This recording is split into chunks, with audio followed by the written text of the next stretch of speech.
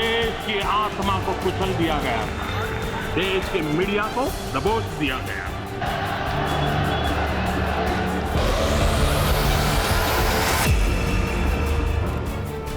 देश के महापुरुषों को जेल के सलाखों के पीछे बंद कर दिया गया।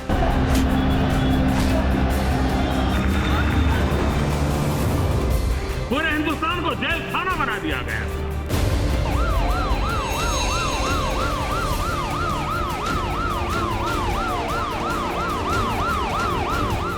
उस समय 144 की कलम थी।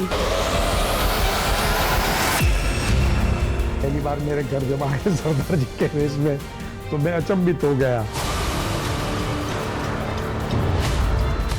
कई बार वो साधु के वेश में भी एक बार आए थे। उस वक्त एक जगह वो ठहरते नहीं थे, किसी को भी सूचित किए बिना कहीं रुक जाना, कहीं चल जाना, ऐसा करके जैसे दौड़ पकड़ जैसा खेल चलता था। उस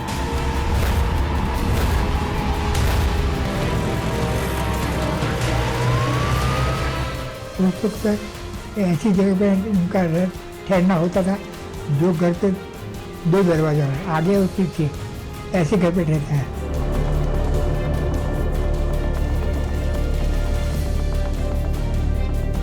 एक बार उनको ऑटो रिक्शा वाला सरदार जी मिल गया था और वो पंजाबी में बात करना शुरू कर दिया था उसने तो थोड़ी मुश्किल हो गई थी।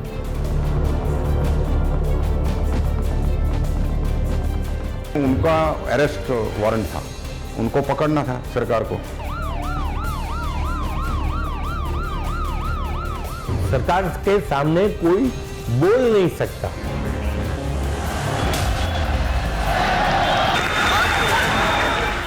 एक क्रांति शुरू हुई।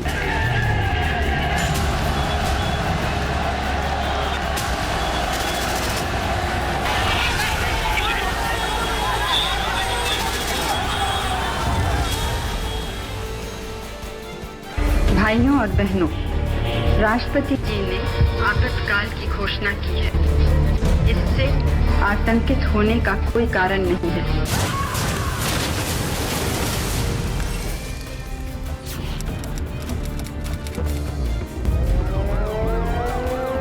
लोकतंत्र पर आपातकाल का अंधेरा घना हो चुका था।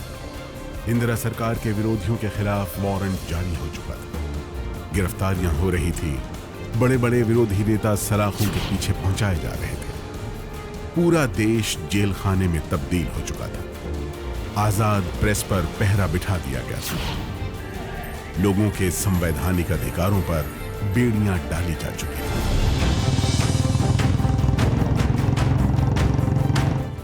ऐसे माहौल में एक नौजवान सिख जल्दबाजी में था। बुलेट की रफ्तार तेज थी। संकरी गलियों, घुमावदार सड़कों पर दौड़ती बुलेट बेतहाशा भागी जा रही थी। युवा सरदार बीच बीच में पीछे मुड़कर देखता जा रहा था। सरदार जी के हाव भाव बता रहे थे कि उनके पीछे भी पुलिस पड़ी थी। उनके खिलाफ भी वारंट जारी हो चुका था।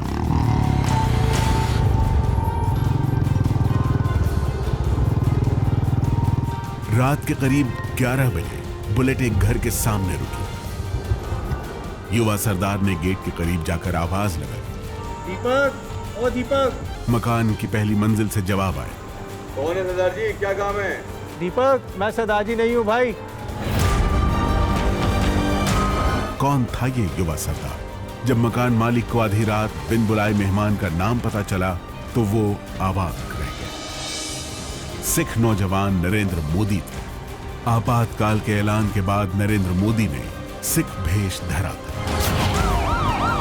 आखिर गिरफ्तारी से बचना था। पुलिस पीछे पड़ी थी।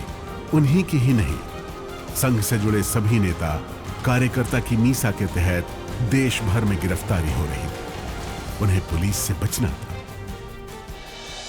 इलाहाबाद कोर्ट का जजमेंट आया। पूरे देश में बिना कैबिनेट बुलाए इमरजेंसी डाल दी। जितने भी गवर्नमेंट के सामने बोलने वाले सभी को मिसा में अरेस्ट करना शुरू कर दिया। एक क्रांति शुरू हुई। सरकार के सामने कोई बोल नहीं सकता। अगर जो आदमी बोला, जो संगठन बोला, वो आदमी को सीधे मीसा में अरेस्ट करना है। पुलिस की पकड़ से 25 साल के नौजवान नरेंद्र मोदी कैसे बचे, वो कहां छिपे, किस किस का हुलिया धरा, नरेंद्र मोदी की जिंदगी के वो 18 महीने कैसे गुजरे, उन्होंने क्या क्या सहा, क्या क्या किया, इसे बहुत कम लोग जानते हैं। जो किताबों में लिखा है, जो नरेंद्र मोदी ने बताया है, जितनी बातें जग जाहिर हैं, वो आपातकाल में नरेंद्र मोदी की जिंदगी की बस झलक भर है। टीवी स्क्रीन पर पहली बार emergency files, the untold story of Modi में आप देखेंगे आपातकाल में नरेंद्र मोदी के साथ रहे सभी अहम किरदार, उनके दोस्त, तब के स्वयंसेवक, तब के बाल स्वयंसेवक, उन्हें घर में ठिकाना देने वाले दोस्त, इमरजेंसी में नरेंद्र मोदी की हमसाया रही हस्तियां। ऐसी दास्तानें सुनाने जा रही हैं जिससे दुनिया अब तक अनजान थी। शुरुआत उन्हीं दीपक भाई से जिनके घर सरदार बनकर पहुंचे थे नरेंद्र मोदी। इमरजेंसी हुई तब नरेंद्र भाई ने छद्म वेश धारण किया सरदार जी का, वो उसी रूप में सब जगह घूमते थे। तो हमारे यहाँ भी नडियाद जब आते, पहली बार मेरे घर जब आए सरदार जी के वेश में, तो मैं अचंभित हो गया। उन्होंने नीचे से, मैं जो घर में रहता था वो फर्स्ट फ्लोर था, तो नीचे से उन्होंने आवाज़ लगे, अरे दीपक भाई। तो मैंने देखा ये सरदार कौन आया, तो अपने को उस वक्त ऐसा दिमाग में नहीं आ सकता ने, फिर मालूम पड़ा कि ये तो नरेंद्र भाई है। एक बार रात को 11 बजे मेरे घर आए, तो हमारे घर आजू बाजू 2 सरदार जी रहते थे जो वॉचमैन का काम करते थे और एनसीसी में भी काम करते थे। तो वो दारू वारू पीते थे और रात को किसी के मकान में चले जाते थे, गालियाँ बोलते थे। तो जैसे मैंने वो सरदार जी का देखा तो मैंने बोला कि भाई कोई है नहीं तो आप चले जाओ घर पे। फिर बोले वो, मैं तो नरेंद्र हूँ। जानने वाले भी सिख वेशभूषा में नरेंद्र मोदी को पहचान नहीं पाते थे। पुलिस का पहरा सख्त था और कदम कदम पर गिरफ्तारी का खतरा भी। इसीलिए गुप्त मिशन पर निकले नरेंद्र मोदी रातों रात ठिकाने बदलते थे। भेष बदलकर नरेंद्र मोदी गुजरात के कोने कोने में जाते थे, लेकिन कई दफे उनके सिख गेटअप से मुश्किलें भी पैदा हुई। एक बार तो ऑटो की सवारी के दौरान सिख ड्राइवर ने उनके सामने मुसीबत खड़ी कर दी। एक बार उनको ऑटो रिक्शा वाला सरदार जी मिल गया था और वो पंजाबी में बात करना शुरू कर दिया था उसने तो थोड़ी मुश्किल हो गई थी। बाद में उन्होंने कह दिया कि भाई मैं बचपन से गुजरात में रहता हूँ, तो मेरी पंजाबी इतनी अच्छी नहीं है, ये कह के बात को निपटा लिया था।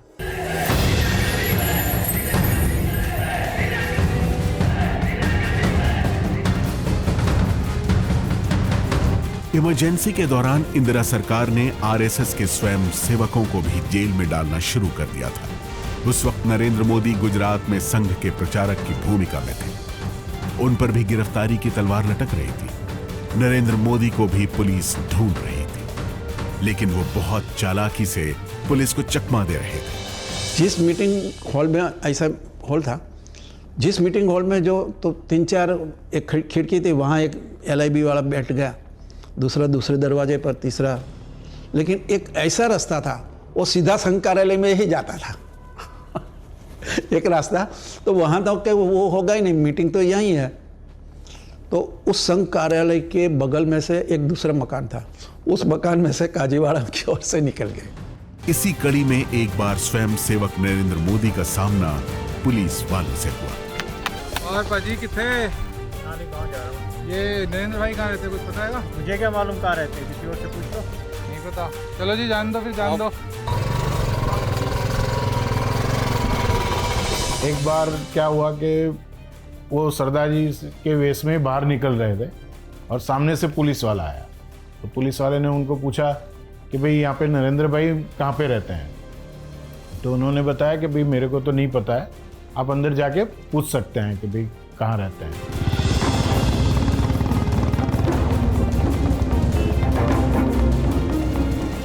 पुलिस को चकमा दे रहे नरेंद्र मोदी अंडरग्राउंड रहकर दिन रात संघ के निर्देशों के मुताबिक इमरजेंसी के काले दिनों का विरोध कर रहे थे। उन्होंने सिख रूप को मानो अपना लिया था।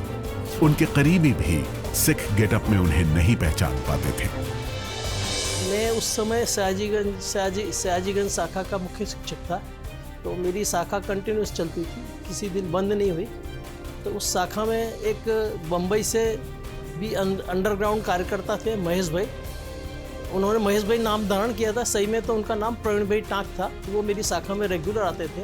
उनके साथ कभी कभी एक सरदार जी आते थे।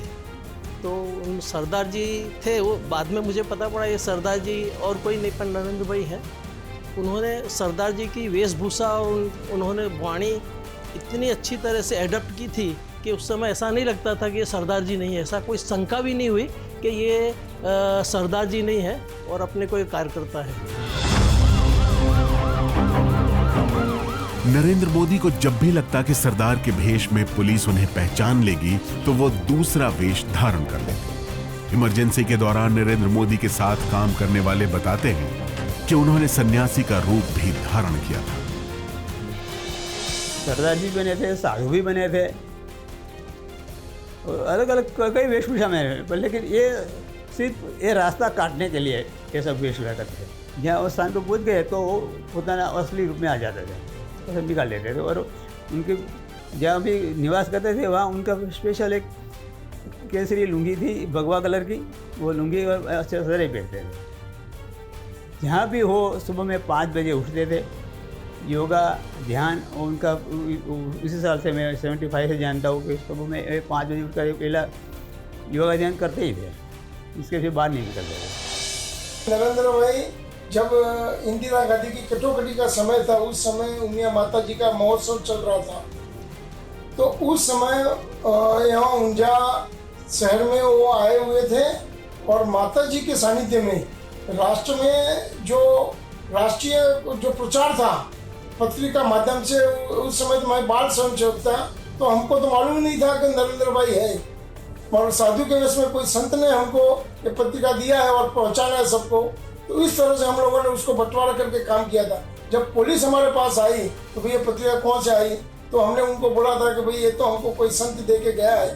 बाद में मालूम पड़ा कि जब सूरत में ये माता जी का प्रतिष्ठा महोत्सव था, उस समय माननीय नरेंद्र भाई ने बोला कि भाई उमिया माता जी ने मेरे को इसी तरह संरक्षण किया था।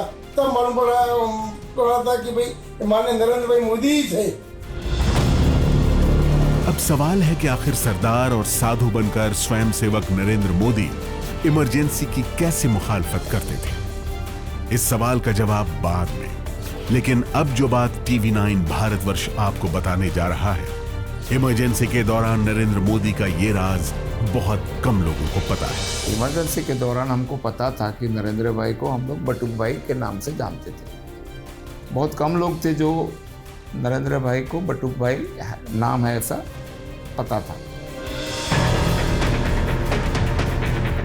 इमरजेंसी के दौरान नरेंद्र मोदी की पहचान बटुक भाई के तौर पर भी थी। इस तरह इमरजेंसी की मुखालफत के लिए उन्होंने कैसे कैसे जोखिम मोल लिए और पुलिस से आमना सामना होने पर क्या क्या किया, इस सवाल का जवाब ऑस्ट्रेलिया के कैनबरा में रहने वाले प्रकाश मेहता देते हैं। एक बार उन्होंने मुझे बोला कि ये आदमी को आपको ट्रेन में लेके आप इस जगह इस ट्रेन में आ रहे हैं, इस डब्बे में होंगे, आपको उनको लेना है, स्कूटर पे जाना है, उनको स्कूटर पे पीछे बिठाना है और एड्रेस दिया था, उस एड्रेस पे छोड़ देना है। तो और कोई सवाल पूछना नहीं था, कौन है, किसके घर क्या करना है, कोई प्रश्न नहीं। मैं गया उनको ले लिया। जब उनके बाद उनको जहाँ छोड़ना था वहाँ छोड़ दिया मैंने। बाद में मुझे करीब 1 महीने के बाद पता चला कि जिनको मैंने छोड़ा था वो दत्तोपंत जी ठेंगड़ी थे, जो पूरे भारत के भारतीय मजदूर संघ के काम देखते थे। तो इतने बड़े नेता थे, तो इस तरह का उनका जो गोपनीय तरीके से काम करवाना और कैसे करना, वो उनका काफ़ी एक टेक्निक थे उनके पास। आपातकाल के दौरान नरेंद्र मोदी न सिर्फ संघ के बड़े बड़े अंडरग्राउंड नेताओं को एक जगह से दूसरी जगह पहुंचाने में मदद करते थे, बल्कि उनके जिम्मे कई दूसरे अहम काम भी थे। इस सिलसिले में एक काम था इमरजेंसी के विरोध में पोस्टर लगाना, खासकर प्रेस सेंसरशिप और नेताओं की गिरफ्तारी के विरोध में। जब शहर में पुलिस का पहरा कड़ा था, हर चौक चौराहे पर पुलिस की तैनाती थी, खुफिया विभाग अंडरग्राउंड नेताओं के पीछे पड़ी थी। तब नरेंद्र मोदी ने कैसे आपातकाल के विरोध में पोस्टर चिपकाए, जरा ये किस्सा प्रकाश मेहता से सुनिए। एक बार उन्होंने बोला कि हमें पूरा सब जगह पे पोस्टर बैनर्स लिखना है, वो वॉल पे स्लोगन्स लिखना है कि इमरजेंसी हटाओ, फिर ये क्या बोलते हैं कि जयप्रकाश नारायण जी को मुक्त करो। तो अभी लिखने जाओ तो टाइम तो बहुत रहता है, तो और कितने कैसे लिखेंगे, भाई पुलिस भी पकड़ लेगी। तो हम जिसके थे तो वो बोलते हैं कि आप तो इंजीनियरिंग के स्टूडेंट्स हो, आपको क्या ध्यान में नहीं आता है कुछ, तो ऐसा करिए स्टेंसिल बना लेते। तो हमने एक स्टेंसिल बनाई स्टील के प्लेट की, जिसमें सब स्लोगन्स लिखे हुए थे कट करके, और उसके बाद दीवार पे लगाओ और वो कलर मार दो तो पीछे स्लोगन प्रिंट हो जाते हैं। ऐसी तरकीब के साथ नरेंद्र मोदी अहमदाबाद और गुजरात के दूसरे शहरों में आपातकाल की मुखालफत कर रहे थे। एक बार तो हद ही हो गई। जब नरेंद्र मोदी और उनके सहयोगी पोस्टर चिपका रहे थे, तभी पुलिस आ गई। नरेंद्र मोदी भागकर पुलिस की पकड़ से बचे। कार्यकर्ता थे, वो पोस्टर लगा रहे थे कटोकटी के विरोध में, और साइकिल पे चढ़े हुए थे। एक पुलिस वाला वहाँ से जा रहा था, तो कार्यकर्ता ने पुलिस को बुलाया, भैया ज़रा साइकिल पकड़ना। तो पोस्टर लग गया, सब हो गया। फिर कार्यकर्ता जाने लगे, तब पुलिस की नज़र पड़ी कि ये तो भाई कटोकटी सरकार के विरुद्ध में है पोस्टर। तो कार्यकर्ताओं को पकड़ने भी पुलिस फिर दौड़ा, मगर कार्यकर्ता हाथ में नहीं आए थे। एक बार नरेंद्र मोदी एक मीटिंग के सिलसिले में एक गांव की तरफ जा रहे थे। गांव में मेला लगा था। मेले के लिए चौकस पुलिस बंदोबस्त था। सबसे आगे नरेंद्र मोदी स्कूटर चला रहे थे और उनके पीछे दूसरे स्कूटर पर दूसरे लोग थे। सामने पुलिस को देखकर सबके पसीने छूट गए, लेकिन नरेंद्र मोदी बिना झिझक आगे बढ़े और इशारा करके अपने सहयोगियों को भी पुलिस की पकड़ में आने से बचा लिया। तो मैं एक वौठा गांव है, सब भी इस गांव से परिचित हैं। वहाँ पर गए, पूरे दिन 2 दिन मीटिंग हुई। प्रसंग के अनुसार हमारी बॉडी लैंग्वेज, तो 2 दिन के चिंतन के बाद हम निकल रहे थे। 1 हफ्ते के बाद वहीं पर वौठा सप्त संगम का मेला था, तो पुलिस व्यवस्था में थी। तो नरेंद्र भाई स्कूटर पे हमारे आगे थे अकेले, और पीछे मैं, नाना जी, नाथा काका, वसंतराव, वकील साहब, ऐसे बड़े बड़े लोगों को, I was the in death पर, मतलब मेरे क्षेत्र में। तो साहब ने भी पुलिस देखी, हम सब ने पुलिस देखी। जैसे जैसे साहब जा रहे थे वैसे मेरी धड़कन बढ़ गई थी। जब निकले थे तो तय हुआ था कि सबको ढोलका एक जगह इकट्ठा होना है और फिर जाना है। आगे जाकर के खेड़ा के लिए रास्ता बनता है और एक ढोलका जाता है। तय हुआ था लेफ्ट जाने का, मगर उन्होंने इशारा कर दिया कि मैं राइट को जा रहा हूँ, आप लेफ्ट को जाइए। आपातकाल के दौरान पुलिस को चकमा देने का सिलसिला यही नहीं थमता। इसके लिए नरेंद्र मोदी अलग अलग तरकीब आजमाते। ऐसी ही एक तरकीब के बारे में सुभाष दवे बताते हैं। हमारा जो घर था अम्बावाड़ी में था, एलिस ब्रिज में था, उसी में हमारे प्रांत के लक्ष्मण राव जी इनामदार और बड़े बड़े जो पूरे देश के माधवराव जी मूले और यादवराव जी, इसकी बैठक हमारे घर में होती थी। जब बैठक होती थी तो पिछले रूम के अंदर बैठक होती है और अगले रूम में हम सत्यनारायण की कथा रखते थे। तो बाहर बहुत सारे जूते चंपल वगैरह पड़े होते हैं, फिर भी किसी को पता नहीं चलता कि अंदर अखिल भारतीय अधिकारियों के 8-10 लोगों की मीटिंग है। उस समय नरेंद्र भाई एक बार हमारे वहां आए तो उसको किसी ने पहचाना नहीं। आपातकाल की सख्ती में पुलिस की नजरों से बचना और फिर सरकार का विरोध करना आसान नहीं था, लेकिन नरेंद्र मोदी और उनके सहयोगियों ने हर दांव चला और इमरजेंसी के 18 महीने के दौरान पुलिस की पकड़ में नहीं आए। कटोकटी में नरेंद्र भाई भूगर्भ में थे उस वक्त ऐसी जगह पर उनका ठहरना होता था जो घर पे 2 दरवाज़ा हो, आगे और पीछे, ऐसे घर पे ठहरता है। बिल में मेरा घर था तो 2 दरवाज़ा है, एक प्रवेश और निकलने का बाहर सीमा क्षेत्र में निकलता था। तो कभी कोई पुलिस वुलिस आ जाए तो पीछे से निकल जाए, ऐसा रास्ता रहता। आखिर सख्त पुलिस पहरे और खुफिया टीम के एक्टिव रहने के दौरान भी कई लोग अंडरग्राउंड कैसे रहे? कैसे नरेंद्र मोदी तक इमरजेंसी के दौरान पुलिस नहीं पहुंच पाई? इसका किस्सा बड़ा दिलचस्प है। और रिप्लाई नहीं, उन्होंने बता दिया, उन्होंने ढूंढ लिया कहीं से कि भी पुलिस जो है ना वो ड्यूटी इस टाइम पे चेंज होती है। सुबह 7:30 से 8 में ड्यूटी चेंज होती है। रात शिफ्ट वाला जाता है रोड पे घूमने वाला, दिन में दूसरे लोग आते हैं। तो आप उसी टाइम के जो टाइम होता है उसी टाइम में जाके लिखेंगे तो पकड़े नहीं जाओगे। तो हम उसी टाइम पे लिखते थे। तो उस तरह करीब 15-20 दिन तक वो चलता रहा, कहीं से भी हम पकड़ नहीं पाए। तो उस तरह का ये उनका जो मार्गदर्शन था वो अद्भुत था उस टाइम पे। कई दफा तो नरेंद्र मोदी और उनके सहयोगियों ने खुले खेत में भी मीटिंग की। यह किस्सा उनके तब के सहयोगी भगवान पटेल ने सुना।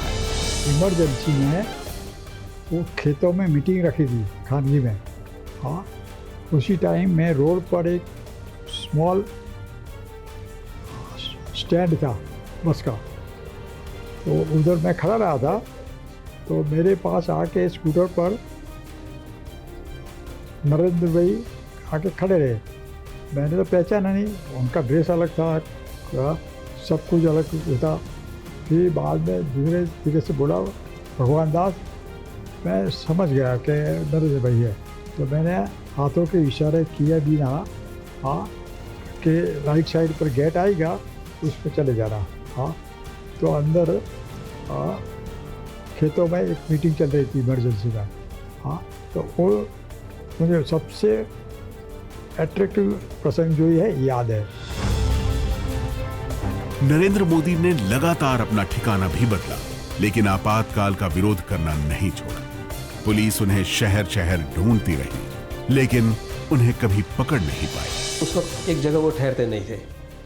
लगातार उनका प्रवास और किसी को भी सूचित किए बिना कहीं रुक जाना, कहीं चल जाना, ऐसा करके जैसे दौड़ पकड़ जैसा खेल चलता था। सरकार उनके पीछे लगी थी और वो सरकार के हाथ में नहीं आ रहे थे। उस वक्त भी वो रात को 12 बजे, 2 बजे, 3 बजे कहीं ना कहीं मीटिंग चलती रहती, कहीं ना कहीं बैठकें चलती रहती थी। और कुछ ना कुछ पैम्फलेट्स वगैरह छपवा के किसी को रातों रात दे देना और उसका बंटवारा हो जाना। और सुबह जब पता चले तब तो कुछ ना कुछ हो जाता था। किसी को पता नहीं चलता था कहाँ से आया, किसने छापा, किसने किसको भेजा। और सरकार सरप्राइज हो जाती थी ये कैसे होता है। लेकिन ऐसी ऐसी गतिविधियाँ चलती रहती थी। आइए अब आपको बताते हैं कि आखिर सिख या साधु के रूप में नरेंद्र मोदी पोस्टर लगाने, आपातकाल विरोधी नेताओं को सुरक्षित जगहों तक पहुंचाने के अलावा और क्या करते थे। इस सवाल का जवाब किरोरी लाल मीणा देते हैं। 1975 में आपातकाल लग गया, इमरजेंसी लग गई। और माननीय नरेंद्र मोदी जो समय प्रचारक थे गुजरात में, तो भूमिगत होकर पूरे देश की सामग्री का मुद्रण माननीय मोदी जी कराते थे अहमदाबाद में। और देश भर में भेजना और वितरण करने की जिम्मेदारी मोदी जी की। इमरजेंसी लगाने की चिंगारी गुजरात से शुरू हुई थी। 1974 में गुजरात में मेस बिल के इजाफे के खिलाफ छात्रों के आंदोलन ने देशव्यापी शक्ल ले दी।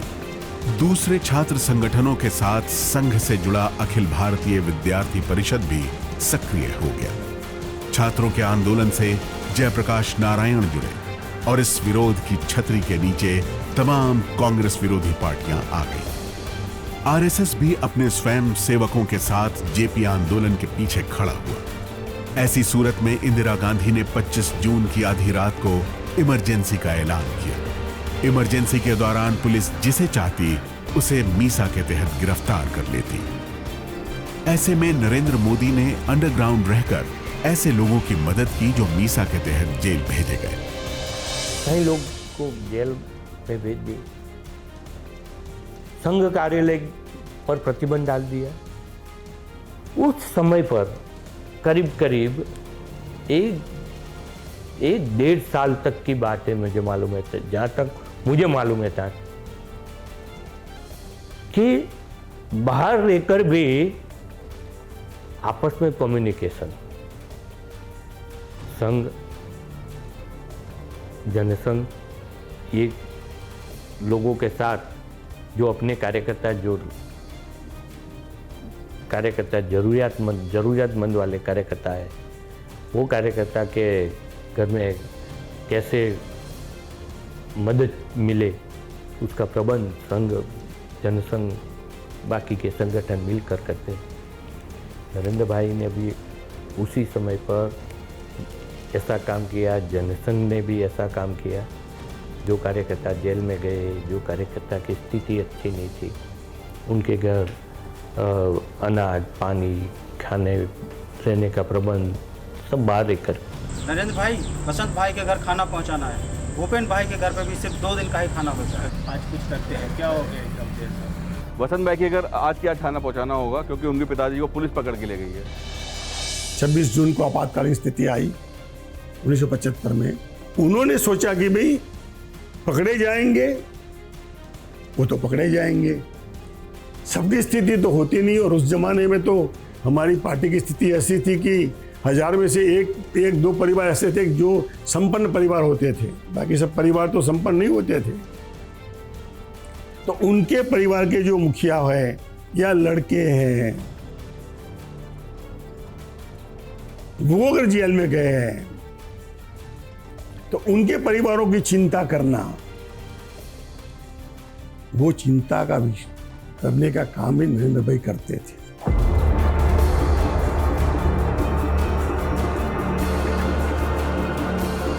उस समय सिर्फ गुजरात के लिए ही नहीं बल्कि दूसरे राज्यों के स्वयं सेवकों की मदद के लिए भी नरेंद्र मोदी एक्टिव रहे।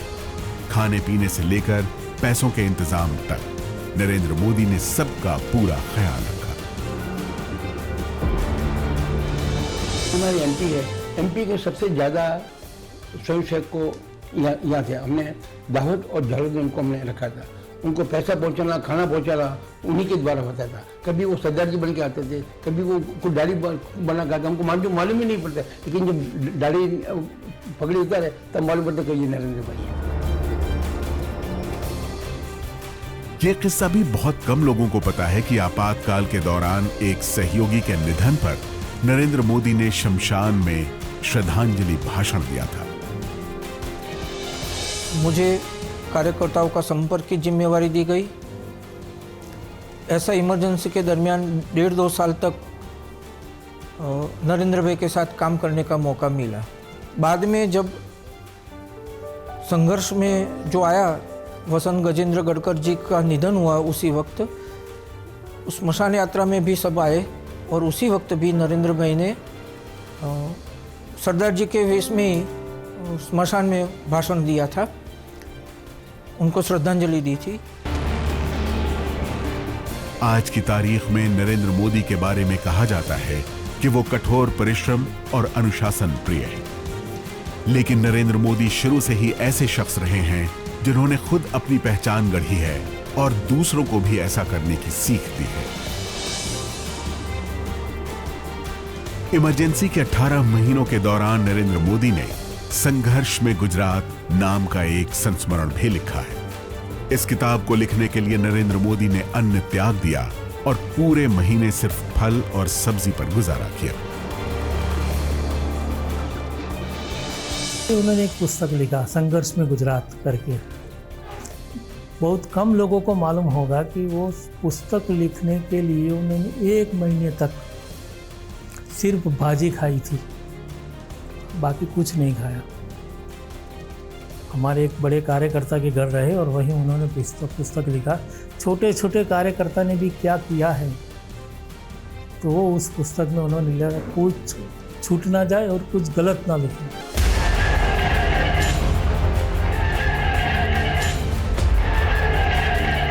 देश में 21 महीने इमरजेंसी का अंधियारा छाया रहा। उस दौर के जितने गवाह हैं उन दिनों को कभी नहीं भूल सके, खासकर नरेंद्र मोदी जिन्होंने मजबूत लोकतंत्र के अभियान को अनवरत जारी रखा।